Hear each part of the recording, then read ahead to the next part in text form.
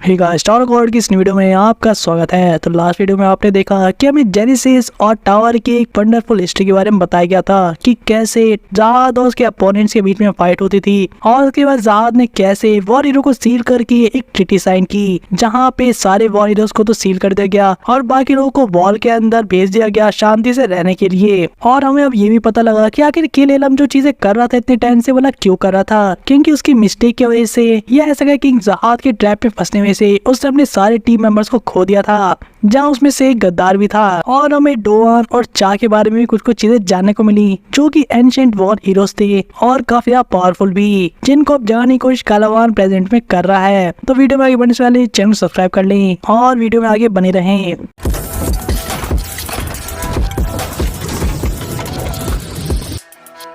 Episode के start में हम देखते हैं कि कैसे कालावान सभी के ऊपर एक तरीके से वॉर डिक्लेयर कर देता है ताकि वो मिस खाने को बचा सके। और वहीं दूसरी तरफ हम देखते हैं आगे चेयरमैन को, जो कि इस बात को सुन के काफी ज्यादा गुस्सा हो जाता है, जहाँ पे वो वापस से मिस खाने को कहता है क्या तुम सही में इस इंट्रूडर के साथ काम कर रही हो। अब तो ये लगभग कंफर्म सा हो गया है। वहीं दूसरी तरफ देखते हैं मिस खाने को, जो कि यहाँ पे कालावान को कहती है कि यहाँ पे कोई सीन क्रिएट मत करो, तुम जहाँ हो वहीं रहो, क्योंकि मैं नहीं चाहती कि यहाँ पे कोई हर्ट हो बिना किसी रीजन के। आफ्टर ऑल तुमसे मेरी सिस्टर को जगाने मेरी हेल्प ही तो करना चाहते थे। और इतना कहने के साथ ही मिस खान ने अपने आप को उस जंजीरों से छुड़ा लेती है, कहते हुए कि इस तरफ मैं सारी चीजें खुद से ही हैंडल कर लूंगी। जहाँ हम देखते हैं उसके फ्लावर सेंचुअल अटैक्स को रिलीज होते हुए, जो कि सही में काफी पावरफुल था, जो कि यहाँ के चेयरमैन तक को भी हिला के रख देता है। वहीं दूसरी तरफ चेयरमैन कहते हैं कि तुम सही में अपने अब रियल चेहरे को हमें दिखा रही हो, यानी कि तुम हमेशा से ट्रेटर थी। वहीं दूसरी तरफ जो टाउन के आम लोग थे उनके बीच में तो भगदड़ मच जाती है जैसे ही मिस खाने अटैक करती है। वहीं दूसरी तरफ देखते हैं गार्ड को, जो कि मिस खाने को मारने के लिए उसकी तरफ बढ़ने लगते हैं,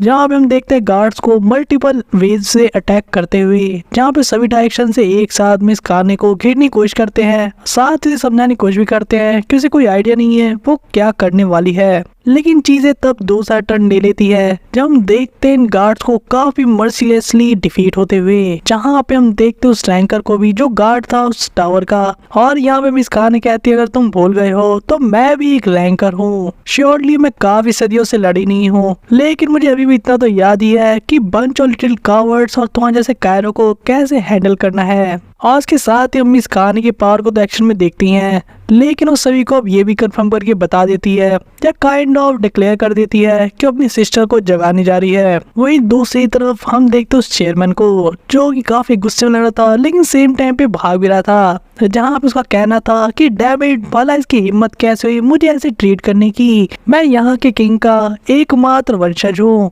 और मुझे समझ में नहीं आता कि मेरे पूर्वजों ने इनके जैसे लोगों को यहाँ पे रहने ही क्यों दिया, हमें तो शुरुआत से इनको निपटा देना चाहिए था। वो इसी बीच जहाँ चेयरमैन भाग के यहाँ से बच के निकलने की कोशिश कर रहा था, हम देखते किसी के सामने आते हुए, और ये कोई और नहीं बल्कि फक की गाइड थी, जहाँ पे चेयरमैन से पूछता भी है कि मतलब तुम कौन हो, जिस पे अपने नाम को इंट्रोड्यूस कराते बताती है कि कैसे इसका नाम सो हो है और ये फक को बिलोंग करती है। और यहाँ चेयरमैन जैसे ही फक ऑर्गेनाइजेशन का नाम सुनता है वो और भी ज्यादा गुस्से में कहता है कि भला यहाँ पे सभी लोग सारी चीजें खराब करने के लिए क्यों आने लग गए। वही अब सोहो यानी कि गाइड इस चेयरमैन को बताती है कि जो वर्ल्ड था वो हमेशा से ऐसी केओटिक था, यानी कि यहाँ पे ऐसी चीजें हमेशा से चलती आ रही हैं, लेकिन तुम काफी पीसफुल समय से रह पा रहे थे, जिसका सिर्फ एकमात्र रीजन ये वॉल और डोआन थी, यानी कि वो वॉर हीरो जिसने सेक्रीफाइस कर दिया था इनके लोगों के लिए। वही सो ये भी कहती है कि मैं फील कर सकती हूँ कि तुम्हें कैसा लगता होगा जब यहाँ पे इतना केओस मच चुका है और युद्ध जैसी सिचुएशन हो चुकी है,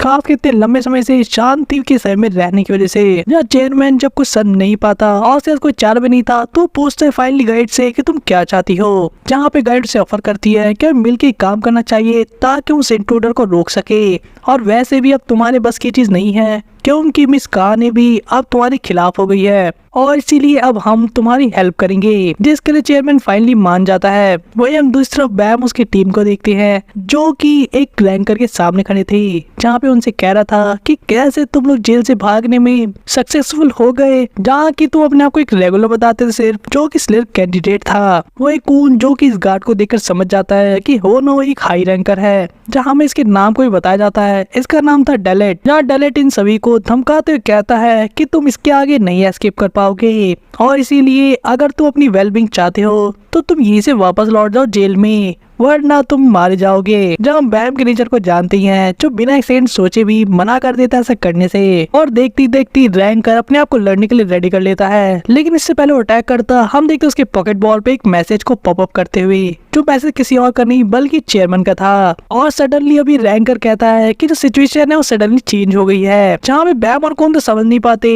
लेकिन अभी रैंकर एक्सप्लेन करता है कि चेयरमैन ने कहा है कि अभी के लिए वो इन लोग के साथ मिलकर काम करने वाले हैं, ताकि वो इंट्रूडर से निपट सके, यानी कि कालावान और मिस कहानी। और इसका मतलब ये है कि जब तक वो इंट्रूडर से फाइनली उसको न्यूट्रलाइज ना कर दे, तब तक ये दोनों सेम टीम में हैं। वही दूसरी तरफ देखते कालावान को, जो कि एक के बाद एक सारे गार्ड्स को मच्छर की तरह मसल के रख देता है। जहाँ दूसरी तरफ मिस कहानी भी इस जगह पर आ जाती है और कॉम्प्लीमेंट भी करती है जो सारी चीज उसने देखी थी, यानी कि कैसे कालावान एक हाथ बांधने के बाद भी काफी अच्छे से फाइट कर सकता है। वही कालावान भी मिस कहानी को काफी अच्छे से कॉम्प्लीमेंट करते हुए कहता है कि मैं भी काफी इम्प्रेस हूँ कि तुम यहाँ पर खुद से ही आ गई, क्योंकि कालावान अभी जस्ट जाने वाला था मिस कहानी को बचाने के लिए। इस बात को सुन के मिस कहानी का कहना था कि तुम्हें मुझे इस तरह से इंसल्ट नहीं करना चाहिए, मैं आउट ऑफ शेप जरूर हूँ, लेकिन मैं भी एक रैंकर हूँ, और साथ ही अगर तुम मेरी हेल्प करने आते तो और भी ज्यादा लोग मारे जाते। जिस बात से कालावान भी एग्री करता है कहीं ना कहीं। वहीं दूसरी तरफ देखते हैं मिस कहानी को कालावान को सजेस्ट करते हुए कि उन्हें जल्दी से जल्दी अब टावर में एंटर करना होगा, क्योंकि जैसी न्यूज सारे टाउन के अंदर फैली है कि वो अपनी सिस्टर को जगाने वाली है, तो सारे गार्ड अब वहीं जाने वाले हैं। इसके साथ ही मिस कहानी कालावान को ये भी कहती है कि वहाँ जल्दी पहुंचने से हम कम से कम गार्ड को नुकसान पहुंचाएंगे, और उसके साथ ही उसका एक और प्रॉमिस करवाना था, यानी कि यहाँ मिस कहानी चाहती थी कि कालावान गलती से भी वॉल को गिराने की या कुछ और स्टूपिड करने की ना सोचे। जब कालावान फॉर द टाइम बिंग इस चीज से एग्री कर जाता है, और जब दोनों अब उस टावर की तरफ बढ़ रहे होते हैं, हम देखते हैं सारे गार्ड्स में क्योस मच चुका था, क्योंकि सभी को पता था कि एक इमरजेंसी सिचुएशन इस टाउन में और मिस कहानी अपनी सिस्टर को जगाने के लिए जा रही है। और चीजें और भी खराब हो जाती है इस टाउन के लोगों के लिए, क्योंकि इंट्रूडर जो कि काफी पावरफुल रैंकर है, यानी कि कालावान, वो भी मिस कहानी का इस टीम में साथ दे रहा है। जब हमें गार्ड्स के ऑब्जर्वर की बातचीत से पता लगता है कि कैसे उन्होंने काफी सारे गार्ड भेजे थे कालावान के डायरेक्शन में, लेकिन उनसे काफी जल्दी निपट के वो काफी फास्ट और काफी जल्दी से टावर की तरफ बढ़ रहे हैं, यानी कि उस जगह पे जहाँ पे वॉर हीरो सील्ड है। वही दूसरी तरफ कालावान अब मिस कहानी से पूछता है कि यहाँ पे कोई भी रैंकर नहीं है, जिसके बारे में मिस कहानी से इन्फॉर्म करती है कि कैसे गार्ड्स में सिर्फ टोटल 4 रैंकर्स है और सारे काफी पावरफुल है, लेकिन उनमें से भी 2 सबसे ज्यादा स्ट्रॉन्गेस्ट है, जिनका नाम है टॉनकी एंड डेलेट। टाउन में सिचुएशन होने की वजह सिर्फ यही था कि बहुत सारे रैंकर्स जब उन्होंने अपनी मेमोरीज खो दी थी, यानी कि वो पूरी इवेंट के बारे में जो कि जेनेसिस पीरियड में हुआ था, तो उन लोगों ने जाकर छोड़कर चला गया। लेकिन जो डेलेट की फैमिली थी वो इस जगह को गार्ड करे जनरेशन से, यानी कि उसके पूर्वज और अब वही दूसरी तरफ जो टॉन की है, यानी कि दूसरा हाई रैंकर, वो इस जगह को तब से गार्ड कर रहा है जब से उसके सिस्टर यहाँ पे सील हुई है, यानी कि कुछ थोड़ी समय बाद से ही। और मोस्ट प्रोबेबली वही सबसे स्ट्रॉन्गेस्ट है सारे गार्ड्स में से। कालावान को इन्फॉर्मेशन काफी ज्यादा इंटरेस्टिंग लगती है, और खासकर वो रैंकर जो कि जेनेसिस पीरियड से यहाँ पर एग्जिस्ट करता है, यानी कि टॉनकी। वही दूसरी तरफ इसी बातचीत के बीच में हम देखते कालावान और मिस कहानी को टावर में पहुंचते हुए, जहाँ पे काफी सारे गार्ड्स उनके सामने खड़े थे, उनका रास्ता रोकते हुए ये कहते हैं कि तुम्हारा यहाँ पे कोई काम नहीं है इंट्रूडर, तुम्हें यहाँ से चले जाना चाहिए। और इससे पहले मिस कहानी कालावान को कंटेन करके रोक सके, हम देखते उसे अटैक करते हुए, जो इतना डिवास्टेटिंग था कि जो पर्सन सामने खड़ा था उसकी बॉडी खरबच्चे उड़ जाते हैं, और साथ ही वो पूरी जगह भी डिस्ट्रॉय हो जाती है, और सारे गार्ड वहाँ से डर के भागने लगते, कहते हुए कि हमारे बस की नहीं है इससे सामना करना। कालावान मिस कहानी के कुछ कहने से पहले ही उसे कह देता है और काइंड ऑफ एक्सप्लेन कर देता है सिचुएशन को कि यही सबसे बेस्ट वे है ताकि वो डैमेज को मिनिमम कर सके, और उनको प्रोवोक करने से कोई फायदा नहीं है, क्योंकि इससे और भी ज्यादा गार्ड यहाँ पर आने वाले हैं, तो उनको डराना ही सबसे बेस्ट ऑप्शन है। वही दूसरी तरफ मिस कहानी भी अब कुछ नहीं कह सकती थी, लेकिन वो मनी मन सोचती है कि मैं एग्री तो कर इसके साथ काम करने के लिए, लेकिन who the heck is this guy, आखिर कितनी पावर होल्ड करता है ये, और कहीं ना कहीं ये कोई सिर्फ नॉर्मल हाई रैंकर नहीं हो सकता, बल्कि इसकी पावर उससे बियॉन्ड है। और इस पॉइंट पे मिस कार ने ये डिसाइड कर लेती है कि जैसे अपनी सिस्टर को जगा लेगी, हो ना हो किसी न किसी तरीके से वो सबसे पहले इस पर्सन से निपटने वाले हैं, यानी कि इसको रास्ते से हटाना काफी इंपॉर्टेंट है। वही दूसरी तरफ देखते हैं हासु को, जिसको पॉकेट वॉर पे कोई पूछा था क्या उसे शॉर्ट मिल गई, जिसपे हम देखते हैं हासु को जो कहता है हाँ और हम बिल्कुल निकलने ही वाले हैं, और साथ ही दूसरी टीम के बारे में पूछता है कि आखिर वो कहाँ पर पहुंचे। जब दूसरी टीम यहाँ पे हासु को इन्फॉर्म करती है कि कैसे चीजें बदल गई है, कि कालावान ने टीम अप कर लिया है किसी गर्ल जिसका नाम कानी है, जो कि वॉर हीरो की यंगर सिस्टर है, और मोस्ट प्रोबेबली अब हमारी हेल्प यहाँ के चेयरमैन और गार्ड करने वाले हैं, जिसके पीछे होना उस गाइड का, यानी कि जो एल्डर की गाइड है उसकी कोई स्ट्रेटजी होगी, और इसीलिए उन्हें यहाँ के गार्ड से फाइट करने की कोई जरूरत नहीं है। जहाँ हम देखते हैं हासु को, जिसके सामने वाइट था, जिसने लाशें बिछा दी थी सारे गार्ड्स की, जो कि इस इन्फॉर्मेशन को सुन काफी खुश तो था कि वो मिलके काम करने वाले कालावान को रोकने के लिए, लेकिन उसे पता था कि वाइट रुकने वाला नहीं है उसके कहने से भी। जहाँ दूसरी टीम पूछते इसका क्या मतलब है, जहाँ पे हासु एक्सप्लेन करता है कि वाइट को देखकर उसे ऐसा लग रहा है जैसे कि उसे किसी ने पॉजेस कर लिया हो, वो किसी के वश में हो, जिस तरह से वो सभी की लाशें बिछा रहा है। और इतना ही नहीं, हासु मनी मन सोच रहा था कि चाहे कितना डरावना क्यों ना लग रहा हो देखने में, लेकिन फिर भी उसकी जो स्वॉर्ड है वो इतनी प्योर और ब्यूटीफुल है कि उसे आके हटाना बहुत यार मुश्किल है। जहाँ इस पॉइंट पे तो हासु को समझ में नहीं आ रहा था कि कालावान सही में इस डीमन से भी ज्यादा स्ट्रॉन्गर है, यानी कि वाइट से। वहीं दूसरी तरफ वाइट तो काफी ज्यादा एक्साइटेड लग रहा था, जो कि स्माइल कर रहा था इन लोगों को मारते हुए, और सोच रहा था कि कालावान और हिडन हीरो ये तो किसी दावत की तरह लग रहा है। वहीं दूसरी तरफ सीन शिफ्ट होता है और हम देखते डेलेट को, जो कि बैम की टीम को लीड करते हुए उन्हें बताता है कैसे जो उसकी फैमिली थी वो जनरेशन से उस वॉल को गार्ड करते आ रही है, और एकमात्र बंदा अपनी फैमिली से वही बचा है जो कि रैंकर बना, लेकिन उसने फिर भी इस काम को पूरा करने के लिए सारे फेम को और फॉर्चून को, यानी जो पैसा आता है और जो सारी पावर आती है रैंकर बनने पर, वो सब चीजें छोड़ दी और घर वापस लौट गया। वही बैम जो कि इसे फॉलो कर रहा था सोच रहा था कि भला इतना बंदा इतना फास्ट कैसे हो सकता है, क्या इतना लंबा है इसकी वजह से। वही डेलेट अभी भी सिचुएशन के बारे में ब्रीफ कर रहा था इनकी टीम को, और बताता है कैसे इस जगह पे बहुत लंबे समय से कोई बैटल नहीं हुई है, और खासकर जब से वो हीरो सील हुई इस टावर के अंदर। और यहाँ पे डेलेट भी सिर्फ ये चाहता है कि जहाँ पर शांति बनी रहे, लेकिन डेलेट का मानना है कि शांतिपूर्ण समय ने भी एक दूसरी चीज भी की है, यानी कि इसके जैसे रैंकर्स को काफी कमजोर बना दिया है, क्योंकि किसी बैटल में पार्टिसिपेट नहीं किए इतने लंबे समय से। और अगर इंट्रूडर ने किसी भी तरीके से टॉनकी को हरा दिया और टावर में एंटर कर गए, तो वो उनकी लास्ट लाइन ऑफ रेजिस्टेंस थी, और इसके बाद वो कुछ नहीं कर पाएंगे। वही सारी बातें बताने के बाद डेलेट अब पूछता है बैम से कि तुम इस इंट्रूडर को पहले से जानते हो, तो आखिर किस तरह का पर्सन है ये। जब बैम से बताता है कि वो पहले जहाद की आर्मी का एक स्क्वाड्रन कमांडर रह चुका है, जहाँ पे देखने में तो ऐसा नहीं लगता इस मोमेंट पे, लेकिन फिर भी वो एक स्क्वाड्रन कमांडर था। जब बात सुनते साथ ही डेलेट की आंखें खुल जाती हैं, उसे समझ में नहीं आता कि बोला इस तरह कोई पर्सन यहाँ पर क्या कर रहा है। जब बैम का कहना था कि वो भी श्योर नहीं है कि वो किस लिए यहाँ पर आया है, लेकिन मोस्ट प्रोबेबली उसे जो ऑर्डर्स मिले हैं वो सीधे जहाद की आर्मी में काफी ऊपर के लेवल से आए होंगे। लेकिन इसी पल कुछ अजीब होता है, हम देखते डेलेट को इनके ऊपर अटैक करते हुए कहते हुए कि अगर ऐसा है तो इसी पल हमारा अलायंस यहीं पे खत्म होता है। जहाँ हम देखते बैम को काफी इजिली उस अटैक को डॉज करते हुए, लेकिन बैम पूछता है तुम क्या कर रहे हो, तुमने तो कहा था कि हम टीम अप करेंगे उस इंट्रूडर को रोकने के लिए। डेलेट कहता है बिल्कुल सही, मुझे यही मैसेज मिला था चेयरमैन से, लेकिन मैंने मैसेज तुम्हें कम्प्लीटली सही नहीं बताया था। उस मैसेज में मुझे ऑर्डर मिला था कि मुझे प्रिटेंड करना है तुम्हारे साथ टीम अप करने जैसा, और मुझे सारी इन्फॉर्मेशन निकलवानी है इंट्रूडर के बारे में, और अगर ये घुसपैठ या किसी भी तरीके से स्ट्रॉन्ग है हम लोगों से, या फिर जात की आर्मी के लिए काम करता है, तो उस केस में मुझे स्पेसिफिकली ऑर्डर दिया गया था कि मुझे तुम लोगों को निपटा देना होगा यहीं पर, और साथ में इंट्रूडर से जाकर मिल जाना होगा। जहाँ ये चीज काफी शॉकिंग थी बैमोस की टीम के लिए। वहीं दूसरी तरफ देखते हैं डेलेट यहाँ पे कहता है कि अगर स्क्वाड्रन कमांडर यहाँ पर है तो उसे नहीं रुक सकते, और डिसओबे करना उसे इसका सिर्फ एक मतलब है हम सभी की मौत। और डेलेट यहाँ पे एक और चीज क्लियर कर देता है कि हम यहाँ पे किसी हीरो को या इस वॉल को प्रोटेक्ट करने के लिए नहीं है, बल्कि हम प्रोटेक्ट करते हैं यहाँ की शांति को, और किसी पावरफुल को अपना एलाई बनाना या उसकी तरफ मिल जाना ही एकमात्र तरीका है शांति की स्थापना करने के लिए। और तुम लोग सही में काफी वीक हो और वो काफी स्ट्रॉन्ग, इसीलिए तुम्हें मुझे ब्लेम नहीं करना चाहिए इस सिचुएशन के लिए जिसमें तुम फंस चुके हो। तुम्हें ब्लेम खुद को करना चाहिए, तुम इतने वीक हो, तुम इस सिचुएशन को चेंज नहीं कर सकते।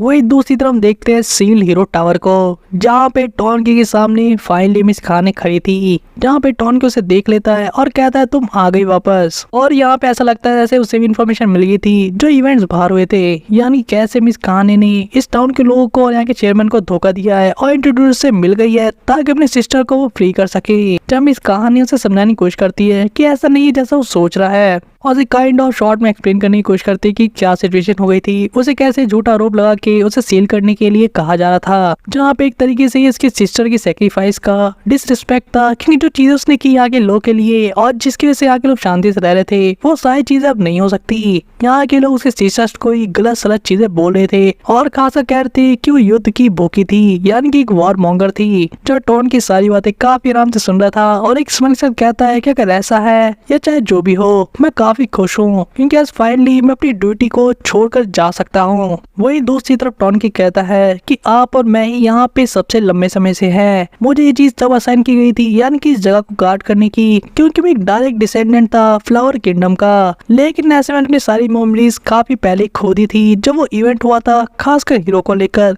लेकिन फिर मैं इस जगह को आज तक गार्ड करते आया बिना ये जाने कि ऐसा क्यों करना है। और टू बी ऑनेस्ट मैं काफी लंबे समय से प्लान कर रहा था इस जगह को छोड़ने के लिए, जैसा कि बाकी रैंकर्स ने किया। लेकिन आप डेली यहाँ पर आया करती थी और सिर्फ यही एकमात्र रीजन था जिसने मेरे माइंड को चेंज करके रखा इतने लंबे समय तक, क्योंकि जब भी मैं आपको यहाँ पे डेली आते देखता था इतनी सदियों से, तो हमेशा से चीज पूछता था कि भला आपकी सिस्टर किस तरह की पर्सन होगी, और इतने लंबे समय से आपको सारी मेमोरीज होने के बाद भी आप उसे कितना मिस करती होंगी, और उसके बाद भी आपने आज उसे नहीं जगाया। और उस टाइम पे मैंने डिसीजन लिया था कि जब तक आप गिव अप नहीं कर दोगे तब तक मैं जगह छोड़ के नहीं जाऊंगा। आपकी सिस्टर को हमेशा गार्ड करते रहूंगा उस दिन तक, और अगर किसी दिन आपने अपनी प्रॉमिस को तोड़ दिया जो शायद आपने अपनी सिस्टर से किया था, तो मैं वो सब कुछ करूंगा आपको रोकने के लिए जो भी पॉसिबल होगा। जय कहने के साथ ही हम देखते टोनकी को पावर अप करते हुए, जो कि अपने सिंशु को काफी ज्यादा निकाल रहा था ताकि अच्छे से अटैक कर सके। जहां हम कालावान को भी देखते इम्प्रेस होते हुए, जो टोनकी को कॉम्प्लीमेंट करते कहता है कि तुम्हें देख के लगता है तुम इस काम को काफी लंबे समय से करते आ रहे हो। जब कालावान टोनकी को कहता है कि मैं भी तुम्हारी तरह किसी चीज को गार्ड करते आ रहा था बहुत ही लंबे समय से, तो मैं समझ सकता हूँ तुम्हारी फीलिंग क्या होगी।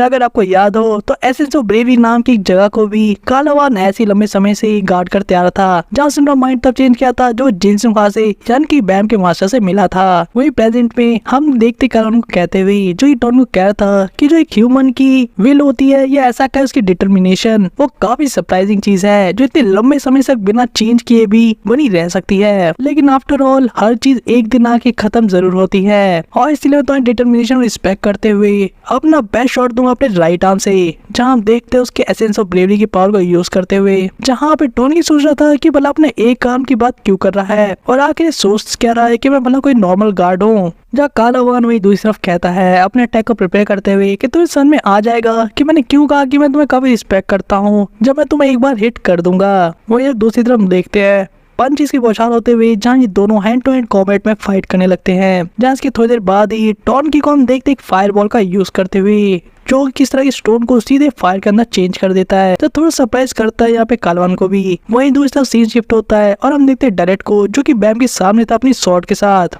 वहीं बैम जब डैलेट की रीजनिंग को सुनता है कि आखिर कालावान की साइड क्यों हो गया, तो समझाने की कोशिश करता है कि कालावान यहाँ पे शांति बनाए रखने के लिए नहीं आया, ये सबसे रिडिकुलस चीज है, उसे कोई फर्क नहीं पड़ता यहाँ पे शांति बनी रहे या युद्ध चालू हो जाए। लेकिन डैलेट यहाँ पे सुनने के मूड में नहीं होता और उसे अपना मुंह बंद रखने के लिए कहता है। और अगर देखा जाए तो अपने पर्सपेक्टिव से वो काफी लॉजिकल भी था, क्योंकि बैम और बाकी लोग आखिर है ही क्या, वो एक सी रैंक रेगुलर है और भला कैसे सामने कर सकते हैं, रोक सकते हैं किसी स्क्वाड्रन कमांडर को। जब डैलेट अपने पास्ट का थोड़ा सा बताता है और बताता है कि कैसे एक ऐसी फैमिली से आता है जो कि इस वॉल को जनरेशन से गार्ड करते आ रहे हैं, और इस चीज को लेकर यार इस पर्टिकुलर फैक्ट को लेकर वो काफी प्राउड भी है, और इसीलिए वो रैंकर बनने के बाद भी इस छोटे से गरीब से टाउन में आकर रहने लगा, जहाँ पे वो वीक लोगों की हेल्प करता है जिनकी मदद कोई नहीं करने वाला। और वो अपनी सारी ग्रैंड लाइफस्टाइल और सारे पैसे और सब चीजों को पोजीशन को छोड़कर यहाँ पर आया, और उसके बावजूद वो काफी प्राउड है। लेकिन जब वो ये सारी चीजें कर रहा था, यानी कि गरीबों की मदद और वही सॉर्ट ऑफ चीजें चैरिटी, तो इस केस में यहाँ पे एक बार एक रैंकर से उसकी लड़ाई हो जाती है, जो कि यहाँ पे लोगों से एक्सटॉर्ट कर रहा था, यानी उनसे पैसे छीन रहा था और काइंड ऑफ उनसे जबरदस्ती फ्री के काम कराया करता था।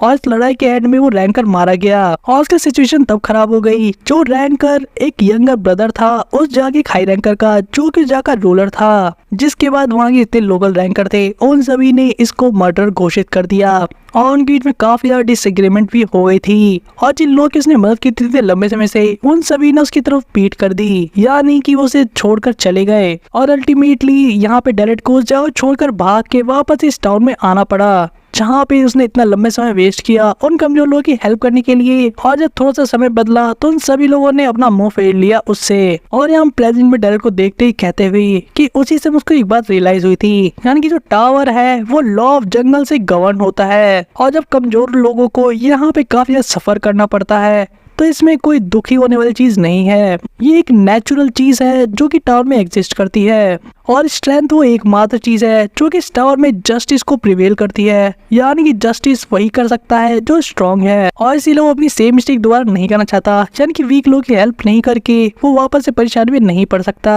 और ये कह रही साथ ही हम देखते हैं सॉर्ड अटैक करते हुए ये कहते हुए कि तुम लोग को बस अब मर जाना चाहिए। वही दूसरी तरफ रैक अपनी रॉक्स का यूज करता है और शिनशु का यानी कि वो जो एंशिएंट टाइप मैजिक है उसको करके उसे किसी तरह से डॉज कर लेता है। वहीं पे बैम इन सभी को वहाँ काफी इजीली अपने फ्लाइंग शिनशु का यूज करके बचा लेता है। जहाँ पे कौन सोच रहा था, एनालाइज कर रहा था कि आखिर रैंकर के पास नीडल है या किस तरह की स्पेयर, लेकिन रैक एनालाइज करता है कि इस रैंकर की जो वेस्ट स्ट्रेंथ है वो काफी तगड़ी है। और यार रैक थोड़ा सा गुस्सा होकर कौन को डांटते हुए कहता है कि एनीवे टर्टल तुम्हें इस लोगों की बेफालतू की बातों सुनने की जगह हम लोग को प्रोटेक्ट करना चाहिए। आखिर तुम लाइट हाउस हो हमारी टीम के और अभी हम जस्ट मरते मरते बचे हैं। जब कोई बात सुन के रैक को ताना देता है कि शट अप, तुम तो इस नॉर्मल अटैक को ब्लॉक भी नहीं कर पाए। जहाँ पे रैक कहता है कि मैं एक ऑफेंसिव प्लेयर हूँ ना कि डिफेंसिव। जब बैट दोनों समझाने की कोशिश करता है कि इस सिचुएशन में उन्हें फाइट नहीं करनी चाहिए। वही दूसरी तरफ डेलिस सोच रहा था कि इस एलिगेटर ने अभी जिस तरह की पावर यूज की वो किसी रेगुलर को तो बिलोंग नहीं कर सकती। और उससे भी बड़ी चीज आखिर ये सीन एक रेगुलर इतने ज्यादा कॉन्फिडेंट कैसे हो सकते हैं जो एक रैंकर के सामने खड़े हैं, क्या उनका दिमाग खराब हो गया है। वही दूसरी तरफ कौन जो कि बैम को कहता है कि सोचा जाए तो कितना लंबे समय बीत गया जब तीनों वापस एक साथ मिलकर फाइट करने वाले किसी से।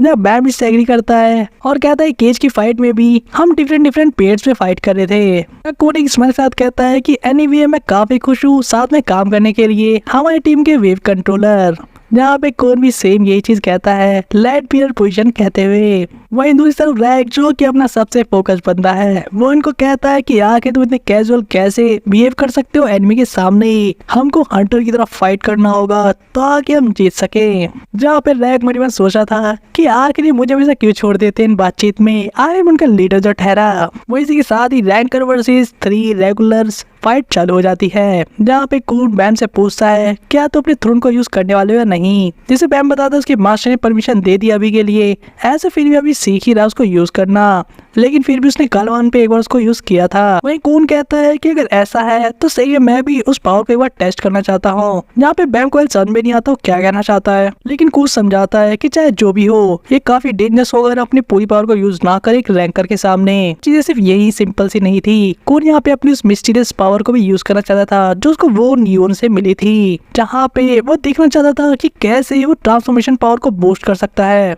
जब इस गेम प्लान को होते हुए देखते हैं जहाँ पे कून अपनी पावर यानी कि उस फिश का यूज करता है बैम के ऊपर, जब बैम अपनी ट्रांसफॉर्मेशन की पावर को यूज करता है और हम देखते हैं यहाँ पे कुछ अजीब सी चीज होते हुए, जहाँ पे जो टर्टल की शॉट थी यानी कि रैक के पर्सपेक्टिव से वो काफी इंप्रेसिव बन जाती है और काफी बिगर और शार्पर भी। जब हमें पता है कि रेड थाइसा का लेवल 1 का ट्रांसफॉर्मेशन था और इसका नाम बैम ने रखा था टेल। वही दूसरी तरफ देखते हैं व्हाइट को और हासु को, जहाँ व्हाइट कहता है कि लगता है कि अब कोई और नहीं बचा यहाँ पे और ये लोग उतने भी इनफ नहीं थे ताकि मैं वार्म अप भी अच्छे से कर सकूं। वहीं पे हासु कहता है कि ये सारे एनिमी तुम्हारे योग्य नहीं है और लगता है कि बैम की तरफ बैटल वापस से चालू हो गई है, लेकिन जैसे इन्फॉर्मेशन उसे मिली उसके अकॉर्डिंग उधर सिर्फ एक रैंकर है। हाँ सुकून की चिंता तो और थी, लेकिन इनको अभी के लिए उस हीरो टावर की तरफ जाना होगा। जब व्हाइट को देखते कहते हुए कि ओ अगर ऐसा है तब तो बहुत बुरा हुआ। जब हासु को रिएक्शन सुन के हम देखते कहते हुए कि टू बैड किस लिए कि तुम और लोगों को नहीं मार पाए। जो हासु को मानना था कि तुम कोई शॉर्ट्समैन नहीं हो, तुम तो कोई ऐसा लगता है जो कि खून का प्यासा मर्डरर है।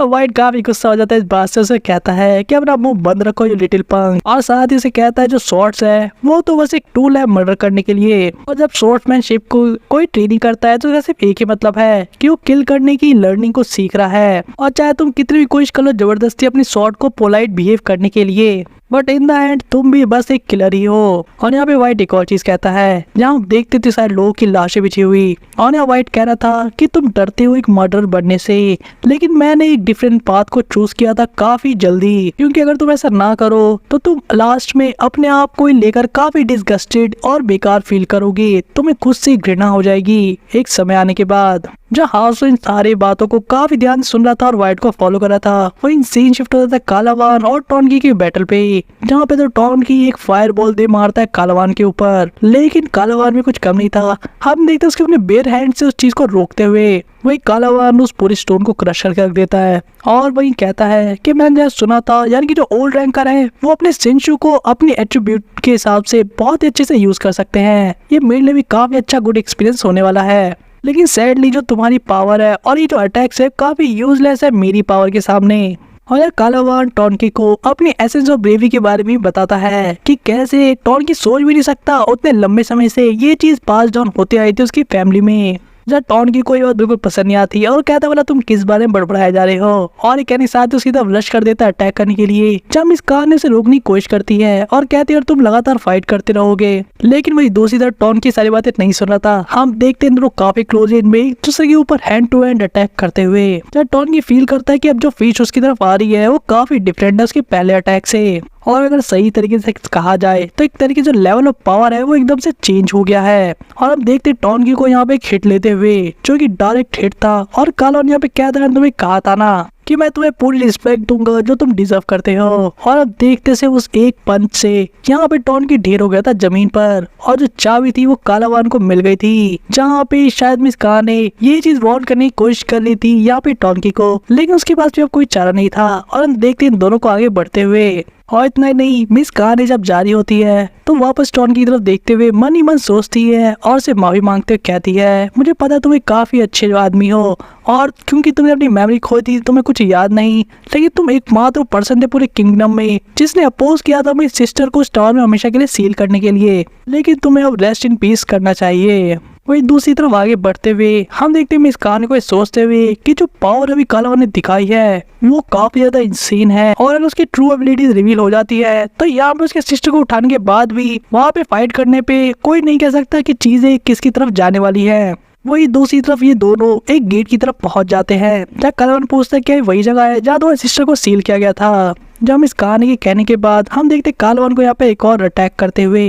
लेकिन इससे पहले ही एक गेट खुलता है और यहाँ पे कोई और नहीं बल्कि व्हाइट था, जो कहता है I am sure very lucky ताकि मैं ऐसे ड्रामेटिक मोमेंट पे यहाँ पर आया। और देखा तो सही जितनी भी दिक्कत हो सकती थी मुझे फ्रंट डोर पे वो सारी चीजें पहले से गायब थी, और जो दरवाजा था वो खुला था मेरे आने के लिए। और व्हाइट यहाँ पे कालावान को अपना प्रे कह के बुला रहा था, यानी कि उसका शिकार। और व्हाइट और कालावान के इसी बैटल के स्टार्टिंग पॉइंट के साथ ही हम यहाँ पे इस एक्सप्रेशन को यहीं पे ओवर करते हैं, जहाँ आपको इन दोनों की बैटल आने वाले वीडियो में देखने को मिलेगी। लेकिन साथ ही आपको पता लगेगा कि आखिर बैम, कूर्न और रैक जो कि टावर ऑफ गॉड की सीरीज में सबसे बेस्ट टीम है, वो वाला एक रैंकर की या ऐसा एक हाई रैंकर का सामना कैसे करने वाले हैं। और उससे भी इंटरेस्टिंग भला ये सिस्टर यानी कि जो वॉर हीरो है डोआन, वो जागने के बाद क्या करने वाली है, आखिर वो किसकी साइड लेगी, किंग जहाद की या फिर फक की। इस वीडियो के आंसर आपको मिलेंगे आने वाले वीडियोस में, जिसके लिए आपको करना पड़ेगा चैनल को सब्सक्राइब और बेल आइकन को ऑन, ताकि आपको नोटिफिकेशन मिल सके जल्दी से जल्दी हमारे वीडियो की। साथ वीडियो पसंद आ रही हो तो मेक श्योर वीडियो को लाइक करें, ज्यादा शेयर करें अपने फ्रेंड्स के बीच में, और मिलते हैं आपसे नेक्स्ट वीडियो में।